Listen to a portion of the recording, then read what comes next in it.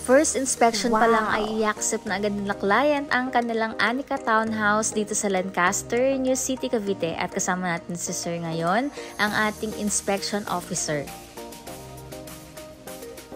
At ayan, samahan niyo kami.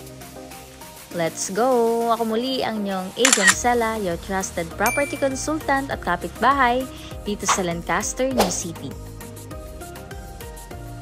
Ito po ay Anika Townhouse. 50 square meter ang kanilang lot area at 50 square meter yung floor. Ganito rin yung house namin. Ayan. It has 3 bedrooms po. Ayan. Bali po, ina-explain ni Sir ang mga process sa inspection at sa pag-turnover ng house. So, bali, diniscuss din niya na meron tayong construction bond na 15,000, bali 16,000 siya. And refundable naman siya kapag wala kayong ma-violate sa after nyo mag-renovate. Ayan, ito pong kitchen. Ayan, meron na po siyang tiles. Meron na rin cabinet. Ang kulang na lang talaga sa kanya is tiles sa flooring. Ang maganda rito sa Anika, meron siyang powder room dito sa baba at meron siyang isang kwarto and meron din siyang extra lot sa likod na para gagawin yung service area, laundry area, ganun. Ayan. Bale po, sold out na po yung ating Anika Townhouse. Naswertehan lang namin ito. Nagpaabang sila sa akin ng Anika unit. So, bali nung nagkaroon ng ready for occupancy, nireserve na nila agad. At ayan, siyempre, sa inspection, i-check nyo lahat.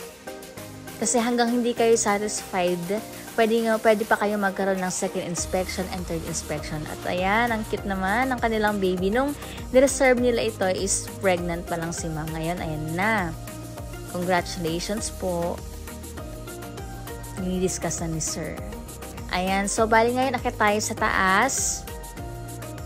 Sa mga interested po mag-enquire, magpa-tripping, may mga units kami dito sa Lancaster na mga available pa ngayon na Alice Townhouse, pwede sa Pag-ibig.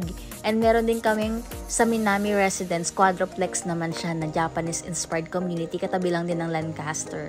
At ayan, ito yung CR niya sa taas. Tingnan niyo naman po, meron na po siyang tiles, meron na rin siyang shower.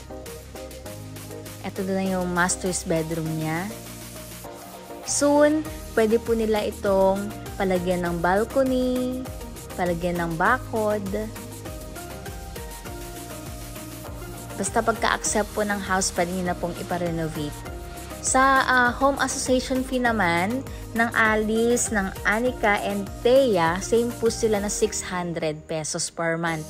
Pagka-accept nyo po ng bahay, mag-i-start na po yung pag-pay nyo ng home association fee. Ayan po, kahit hindi nyo po tinitirahan. At ayan nga, congratulations po. In-accept na nila ang kanilang bahay. Ayan, sa mga interested po, mag-enquire, magpa-tripping, message na kayo para matulungan ko po kayo sa mga process. Ako muli ang yung Agent Sela, your trusted property consultant at kapitbahay dito sa Lancaster, New City, Cavite. Bye-bye!